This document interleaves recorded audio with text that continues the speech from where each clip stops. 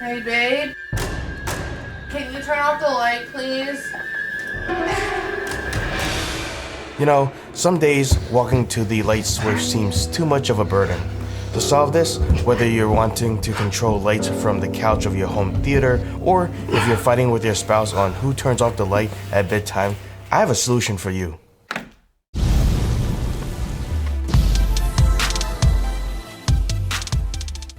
Today, here on Lights and Buttons, we'll be upgrading our light switch to a Lutron Caseta dimmer with not one, but two remotes for our bedroom. While Lutron advertises that you can use one Pico remote for their dimmer, it wasn't immediately clear to me if you can use two remotes to a single dimmer. But I can confirm that you can use two remotes. As a matter of fact, on Lutron's support site, they say you can connect up to 10 remotes to a single dimmer. Before I start, just a little disclaimer, I am not an electrician, and this is coming from a DIYer. So if you want to try this on your own, do so at your own risk. I've had success with another Lutron Caseta dimmer at my last house, and the battery on the remote actually lasts for multiple years. So, in my opinion, this is a pretty solid system. Alright, let's begin unpacking. This box looks a little bit different than what I imagined since there are no pictures on it, but maybe they have a variety of designs. They give you 2 packs of wiring nuts and some other things. One is for the dimmer itself, and the other one is for mounting the remote if you choose to do so. We have the dimmer switch itself, the included Lutron Pico remote, and also 2 sets of instructions. One is for installing the wall dimmer, and the other one is to replace another wall switch with the remote. Finally, we also have a bracket that takes place of a wall switch, which I won't be using. Here's the dimmer switch in more detail.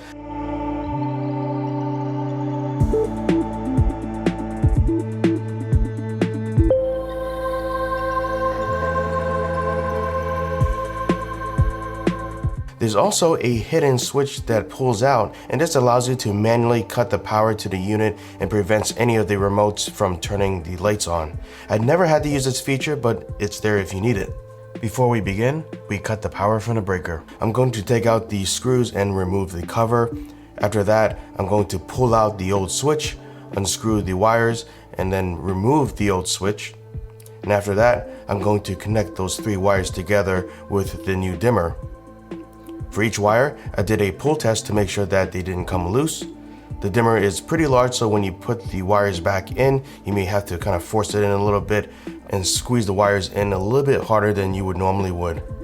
And then finally, put the cover back on so that we can begin testing and configuring.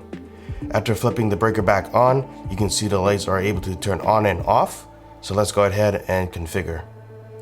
First, let's configure the minimum brightness level. Each bulb can be different, so the unit has to know what is the minimum power it can supply before the LED bulb actually cuts off. Hold the on and down buttons on the wall dimmer for 6 seconds until you see the LED rapidly flash on the dimmer. Press the down button until you see the light become very dim, and keep pressing it until the light cuts out. Next, press the up button once or a couple times as needed until the light comes back on, and this is the lowest level that your lights can handle. Once you determine that setting, you can save it by holding the off button until the flashing LED becomes solid. Next up, I'm pairing the first remote. The included remote wasn't paired to the unit, so I'm doing this pairing manually. To start the pairing process, I hold the off button on the wall dimmer until you see all the LEDs flash slowly.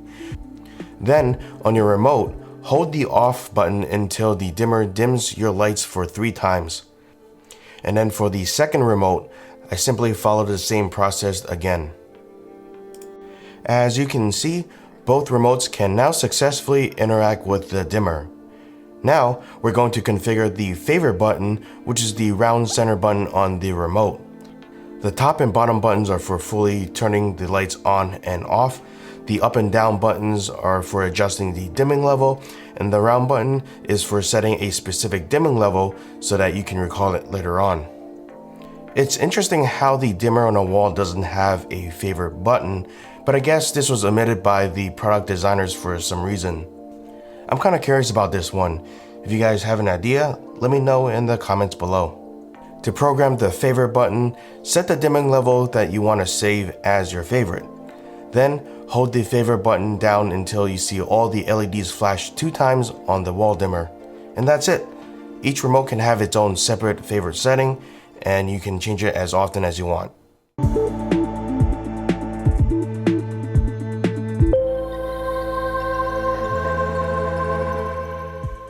My goal here is to have something that doesn't require a web connection nor a smart bridge or a hub, so this rules out something like a Philips Hue system. But don't get me wrong, I still really enjoy the flexibility of Philips Hue and the colored lighting that goes along with that. This is a cheaper setup that's simpler, and then in the middle of the night, if you lose power and power comes back on, you don't automatically get all the lights turning back on while you're trying to sleep.